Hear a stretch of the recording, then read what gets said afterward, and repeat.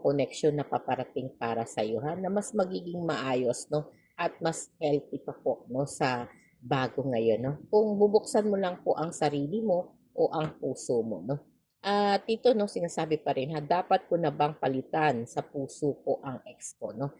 Dito po 'no, parang hindi ka pa rin po ma'am, sir 'no, handa na mag-move on 'no, o move forward 'no, dito sa connection ninyo, kaya may mga bagay o sitwasyon ka pa rin na talagang kinakapitan 'no. Kahit may mga, bago nang lumalapit sa'yo o nagpaparamdam sa'yo 'no, andun ka pa rin 'no sa ex-person mo 'no, at hinahanap mo pa rin yung energy mo kahit napakarami mo na pong,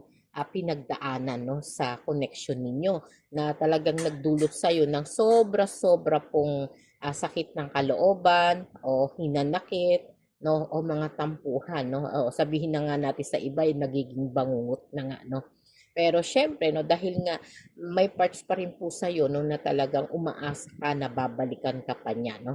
At kaya minsan 'no, ikaw na mismo 'no, yung lumalayo 'no, sa mga bagong opportunity 'no, na mga bagong person puwede mo naman pong, papasukin ulit sa buhay mo o bigyan mo ng pagkakataon 'no.